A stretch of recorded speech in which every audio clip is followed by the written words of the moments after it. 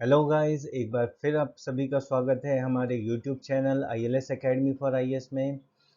पिछली वीडियो में हमने मौलिक अधिकारों के बारे में शुरुआत की थी और शुरुआत में हमने ये समझा था कि अधिकार क्या होते हैं, विधिक अधिकार क्या होते हैं, प्राकृतिक अधिकार क्या होते हैं और बाकी अन्य तरह के अधिकार क्या होते हैं। ठीक है, आज हम हमारे संविधान के भाग 3 में दिए हुए मौलिक अधिकारों की शुरुआत करेंगे और इसके अंतर्गत जैसा कि मैंने पिछले वीडियो में आपको बताया था कि मौलिक अधिकार हमारे संविधान के भाग 3 में दिए हुए हैं और यह अनुच्छेद 12 से शुरू होकर अनुच्छेद 35 तक दिए हुए हैं। ठीक है, यदि हम बात करें कि हमारे मौलिक अधिकारों की प्रकृति क्या है, हमारे दिए हुए मौलिक अधिकारों की जो प्रकृति है, सबसे पहले वे न्यायालय में प्रवर्तनीय है। अब प्रवर्तनीय शब्द आपको थोड़ा सा डिफिकल्ट लग रहा होगा तो उसे मैं आसान कर देता हूं। वे न्यायालय में प्रवर्तनीय है, इसका अर्थात मौलिक अधिकार जो भी आपके दिए हुए हैं या जो भी हम आगे के वीडियोस में समझेंगे, यदि कोई भी व्यक्ति आपके मौलिक अधिकारों में हस्तक्षेप करने की कोशिश करता है या उसे रोकने की कोशिश करता है, आपको आपके मौलिक अधिकारों का प्रयोग करने से रोकता है, तो आप उस व्यक्ति, उस संस्था, उस समाज के खिलाफ सर्वोच्च न्यायालय जा सकते हैं। मतलब आप न्यायालय में जाकर अपने मौलिक अधिकारों को सुरक्षित रख सकते हैं या उसको सुरक्षा प्रदान कर सकते हैं। तो ये होता है न्यायालय में प्रवर्तनीयता। अर्थात आपके मौलिक अधिकार न्यायालय संरक्षित करेगा। दूसरी इसकी प्रकृति है, यह नकारात्मक दायित्व है। जैसे आगे के वीडियोस में हम देखेंगे कि अधिकतर मौलिक अधिकार जो दिए हुए हैं, उनकी प्रवृत्ति, उनके दायित्व नकारात्मक है। ये नकारात्मक दायित्व आप पर नहीं है दोस्तों, ये नकारात्मक दायित्व सरकार पर है। जैसे उदाहरण के लिए यदि मैं बात करूं, अनुच्छेद 15 कहता है कि राज्य जाति, लिंग, नस्ल, जन्म स्थान के आधार पर भेदभाव नहीं करेगा, नहीं करेगा, अस्पृश्यता का उन्मूलन करेगा। मतलब ऐसी बातें हैं जो राज्य की शक्तियों को नियंत्रित करती है। और ये एक पॉइंट ऐसा है जिसको यूपीएससी कई बार प्रश्न पूछता है कि इनमें से क्या सही है क्या नहीं। नकारात्मक दायित्व है और मौलिक अधिकार जो है वह राज्य की शक्ति को नियंत्रित करते हैं। ये बात याद रखिएगा, आपकी प्रारंभिक परीक्षा के लिए बहुत ही महत्वपूर्ण है। तीसरी प्रकृति जो है हमारे मौलिक अधिकारों की, वह यह है कि वह निरंकुश नहीं है। अब आपको अधिकार दे दिए, इसका मतलब ये नहीं है कि आपके पास ये अधिकार हमेशा रहेंगे। इन अधिकारों पर बंधन लगाए जा सकते हैं। आसान शब्दों में, कुछ विशेष परिस्थितियों में आपके अधिकारों को में कटौती की जा सकती है। मैं ये नहीं कह रहा कि छीन लिए जाएंगे, कटौती कर दी जाएगी। या फिर कुछ विशेष परिस्थितियों में ये कहा जाएगा कि आपके पास अधिकार तो है किंतु आप उसे न्यायालय में जाकर संरक्षित नहीं कर सकते। जैसे राष्ट्रीय आपातकाल की जब स्थिति बनती है तो आप न्यायालय नहीं जा सकते। इसीलिए हमारे संविधान के भाग 3 में दिए हुए जो मौलिक अधिकार है, वे प्रवर्तनीय तो है किंतु निरंकुश नहीं है, उन पर अंकुश लगा हुआ है विशेष परिस्थितियों में या विशेष मामलों में। ठीक है, ये तीन बातें आपको बहुत ध्यान रखनी है। यूपीएससी हो या किसी भी कॉम्पिटिटिव एग्जामिनेशन की जो ऑब्जेक्टिव टाइप क्वेश्चंस है, वहां पर यहाँ से प्रश्न लगातार पूछे जाते हैं। तो आप इन तीन बातों को ध्यान रखें। अब चलते हैं अनुच्छेद 12 की ओर, जहां से हम मौलिक अधिकारों की शुरुआत कर रहे हैं कि संविधान में लिखा क्या हुआ है। अनुच्छेद 12 कहता है कि इस भाग में जब तक अन्य संदर्भ में उल्लेखित न हो, राज्य में शामिल होंगे। आसान शब्दों में यदि मैं आपसे कहूं तो राज्य ही कहा जाएगा पूरे भाग 3 में। जब भी बात करेंगे हम, राज्य ये करेगा या राज्य ये नहीं करेगा, राज्य को ऐसा करना चाहिए या राज्य इनके लिए कानून बनाएगा, तो जहां पर भी वो राज्य शब्द लिखा होगा, उस राज्य की परिभाषा में कौन कौन आएंगे, ये हमें कौन सा अनुच्छेद बताता है? अनुच्छेद 12, जिसमें क्या लिखी हुई है? परिभाषा। राज्य की परिभाषा लिखी हुई है और इस राज्य की परिभाषा में कौन कौन शामिल है? भारत सरकार और भारत की संसद। याद रखिएगा, भारत सरकार और भारत की संसद, राज्य सरकार और राज्य के विधानमंडल। यदि किसी राज्य में एकात्मक विधानमंडल है तो राज्य की विधानसभा, और किसी राज्य में द्विसदनात्मक व्यवस्था है तो वहां का विधानसभा और विधान परिषद दोनों। सो राज्य की सरकार और राज्य के विधानमंडल, भारत की सरकार और भारत की संसद। तीसरा पॉइंट याद रखिए, यहां से यूपीएससी आपको फंसा सकता है, क्वेश्चन पूछ सकता है। भारत के क्षेत्र के भीतर या भारत सरकार के नियंत्रण में सभी स्थानीय या अन्य प्राधिकरण, ऐसे सभी प्राधिकरण इस राज्य की परिभाषा में शामिल हो जाएंगे जो राज्य की तरफ से या भारत सरकार की तरफ से कोई भी कार्य कर रहे हो या कोई भी नियंत्रण में हो, किसी भी तरह के नियंत्रण में हो। अर्थात मान लो, उदाहरण के तौर पे एक कंपनी है, ठीक है, टीसीएस मान लो, इन्फोसिस मान लो या टाटा मान लो, ठीक है, रतन टाटा का उदाहरण ले लेते हैं हम। रतन टाटा की एक कंपनी है, वो राज्य के लिए कोई काम कर रही है, भारत सरकार ने उससे कुछ काम करने को कहा, तो जब तक टाटा की वह कंपनी भारत सरकार का वह कार्य करेगी तब तक वह भी इस राज्य की परिभाषा में शामिल हो जाएगी। सो ऐसा नहीं है कि राज्य की परिभाषा में सिर्फ सार्वजनिक निकाय होंगे, राज्य की परिभाषा में निजी संस्थाएं भी शामिल हो सकती है यदि वह सरकार की तरफ से कोई कार्य कर रही है या सरकार के नियंत्रण में है। समझ लीजिए, यहाँ पे आपको जब यूपीएससी टफ लेवल के क्वेश्चन बनाना शुरू करता है तो वो इस डेप्थ में एंटर करता है, ठीक है। सो अनुच्छेद 12 जिसमें परिभाषाएं दी हुई है। बढ़ते हैं आगे अनुच्छेद 13 की तरफ। सो अनुच्छेद 13 कहता है कि मौलिक अधिकारों से असंगत कानून यदि कोई होता है तो उसका क्या किया जाएगा। मान लो कोई कानून ऐसा है जो मौलिक अधिकारों के विरोध में है, उससे टकराव में है, तो उन कानूनों का क्या होगा। ये बात कहाँ लिखी हुई है? अनुच्छेद 13 में। सो इस अनुच्छेद 13 में कुल 4 भाग है। तो अनुच्छेद 13 भाग 1 क्या कहता है? संविधान के प्रारंभ से पहले के सभी कानून शून्य हो जाएंगे यदि वे मौलिक अधिकारों से असंगत है तो, ठीक है। आसान शब्दों में 1950 से पहले बना हुआ कोई भी कानून, चाहे वो सती हो, चाहे वो विधवा पुनर्विवाह हो, चाहे वो संपत्ति अधिकार हो, कोई भी कानून यदि वो मौलिक अधिकारों से असंगतता में आता है या आसान शब्दों में मौलिक अधिकारों के विरोध में आ जाता है, ऐसी स्थिति में वह कानून शून्य हो जाएगा, मौलिक अधिकार उस पर भारी पड़ जाएगा, ठीक है। और इसी को सर्वोच्च न्यायालय ने और विस्तारित करते हुए कहा कि वह कानून जो निचले स्तर पे या शून्य हो जाएगा वो पूरी तरीके से शून्य नहीं होगा, वो सिर्फ उस सीमा तक शून्य होगा। मतलब जितना कॉन्फ्लिक्ट में आया, जितना टकराव में आया उतना असंगत रहेगा, और जितना टकराव में नहीं आया वो असंगत नहीं होगा। उदाहरण के लिए मैं सिर्फ एक ऊपर से उदाहरण आपको देता हूं।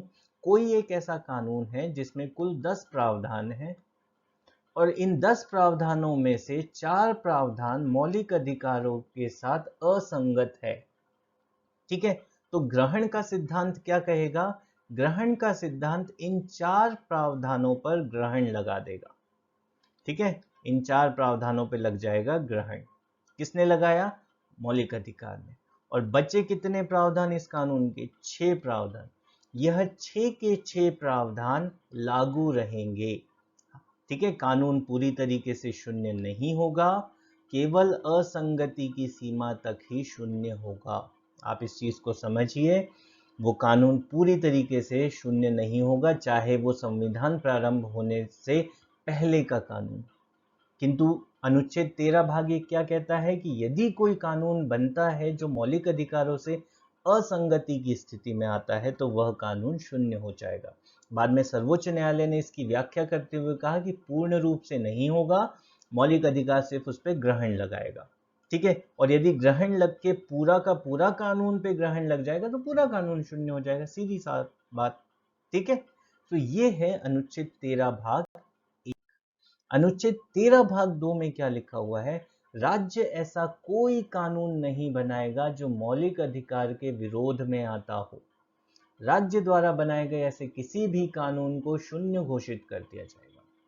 तो अनुच्छेद 13 भाग 1 में क्या कहा कि ऐसे कोई भी कानून जो पहले से बने हुए संविधान के, वो अगर मौलिक अधिकारों के हनन की स्थिति में आते या टकराव की स्थिति में आते हैं तो वो कानून शून्य हो जाएंगे, और राज्य यदि ऐसा कुछ करता है तो वो भी शून्य हो जाएगा। ठीक है, सो यहां पर भी ग्रहण का सिद्धांत लगेगा, डॉक्ट्रिन ऑफ एक्लिप्स जिसे हम कहते हैं इंग्लिश में।